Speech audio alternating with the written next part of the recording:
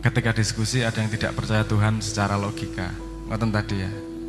Kalau Anda mundur 300 tahun, ada ngomong orang bisa terbang, itu nggak masuk logika juga.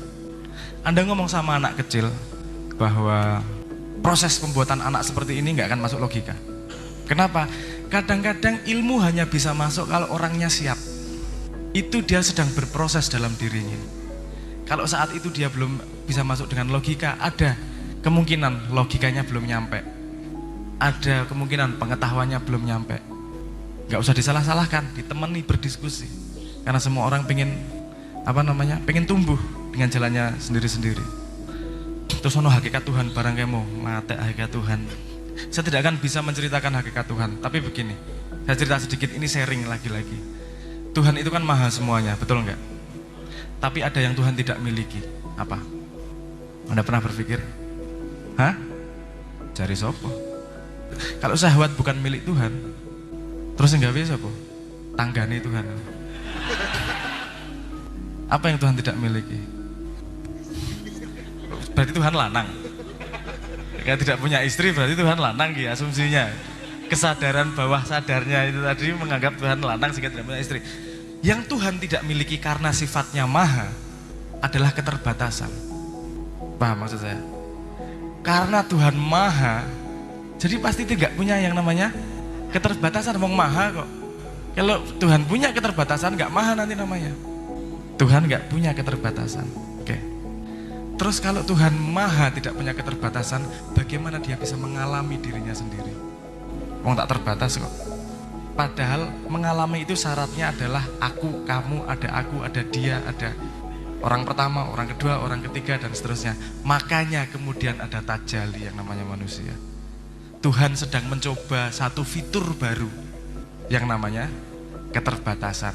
Di dalam keterbatasan ada yang namanya goblok, ada yang namanya sok pinter, ada yang namanya kemaki, ada yang namanya galau, ada yang namanya lebay, ada yang namanya jomblo, ada jomblo mazhab sampo, jomblo mazhab sabun, macam-macam. Kenapa? Keterbatasan untuk menyadari ketidakterbatasannya. Nah, kan perjalanan. Jangan langsung salah-salahkan orang. Karena kita saling berbagi. Orang cah kuliah itu ketemu anak SD mesti menyalahkan terus. Tapi kalau gitu yang menyalahkan, yang salah siapa? Yang kuliah.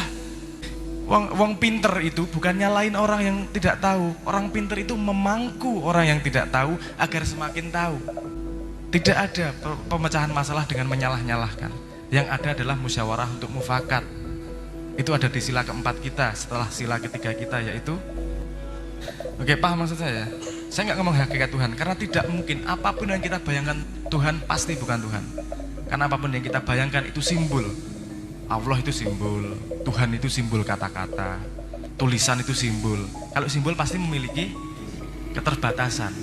Karena kalau Allah itu adalah yang sebenarnya Allah, nggak bisa itu. Kenapa? Karena kalau Allah pasti bukan uluh, pasti bukan ilih, ya kan? Padahal Tuhan semuanya, dia tidak hanya bisa disimbolkan seperti itu. Jadi wis rasa bayangke lah, kangelan di film bayangke. Karena semua yang kita bayangkan pasti bukan dia. Yang ada adalah menyerah, mengetahui modal yang kita miliki sendiri, yaitu Tuhan yang mencoba terbatas di dalam wadah. Jadi kalau dia nggak percaya dengan logika, Tuhan kok tidak masuk logika, gak masalah, santai aja. Dia lagi belajar logika. Seperti apa sih logika nih? Tak jelas ilmu logika sebenarnya rampung kok. Ruwet itu. Bagaimana komponennya, limitasinya, perkembangannya, dan seterusnya. Dia alat yang penting, tapi bukan satu-satunya alat. Penting dia, tapi bukan satu-satunya alat. Kalau dia masih lagi seneng pakai alat itu nggak masalah. Kayak cah cilik lagi seneng peso, apa-apa gue peso, mangan gue peso, ngopo-ngopo gue peso, sampai cakemnya kesuwet dewe gue. Lagi golek sendok kan gitu. Namanya pengalaman pasti melakukan kesalahan. Tidak ada orang berhasil tanpa kesalahan. Kesalahan datang dari keputusan yang tepat. Keputusan yang tepat datang dari pengalaman. Pengalaman datang dari keputusan yang salah. Jadi ketika orang sedang melakukan keputusan yang salah, dia sedang mencari pengalaman agar keputusannya benar, agar menjadi berhasil. Itu proses. Bukan hadapilah temanmu bukan sebagai musuh bicara. hadapilah temanmu sebagai teman salik sesama pencari kesejatian, saling melengkapi. Ngaten nggih. Fungsi kita sebagai hamba Allah ataukah sebagai khalifah? Ngopo kok kudu siji to? Gue sebagai hamba Allah yang khalifah kan ya ora masalah. Ini bukan pilihan ganda kayak SD. A, B, C kudu salah siji ora. Gue dadi hamba Allah yang khalifah tapi beling. Ngono ya ora apa-apa kok. Cuman semua ada akibatnya kemudian gitu aja loh. Agama menunjukkan kalau gini nanti akibatnya akan yang terbaik. Kalau nggak gitu ya nggak masalah. Wong akibatnya kamu tanggung sendiri nanti kok. Jadi menurutku kalau Anda bingung, jadilah hamba Allah yang baik. Kemudian jadilah khalifah yang baik tanpa meninggalkan menjadi hamba Allah. Semakin lengkap semakin baik tuh. Karena semakin kamu lengkap, semakin sadar, semakin lebar, semakin mengikis keterbatasanmu, kamu semakin mendekati yang maha. Itu yang dituju bersama. Ngaten nggih. Makna kata kesadaran, Makna kata kesadaran, sadar, menyadari. Sadar, kesadaran, aku tak menghindari bahasa Inggris ini. Sadar, kesadaran, menyadari. Sadar, rentang ini. Sadar adalah sebuah posisi di mana kamu bisa iki tak pakai itu ya, pakai kalimat sing aku nyambung sih ya. Nanti lagi. Sadar adalah sebuah posisi di mana kamu bisa merangkum informasi-informasi yang ditangkap oleh indramu dan disambungkan dalam sebuah pola untuk menjadi sebuah makna. Sadar. Kesadaran. Kesadaran adalah keadaan di mana kamu menyadari pola itu dan melihat sadar sebagai sesuatu yang sadar. Ora enak iki kalimatnya iki. Jadi gini tadi, kalau sadar dia bisa nggak tahu bahwa dia sadar. Kaya munyuk, kaya kucing, nek ndelok neng kaca, melu garuk-garuk ngene iki, dianggap musuhe.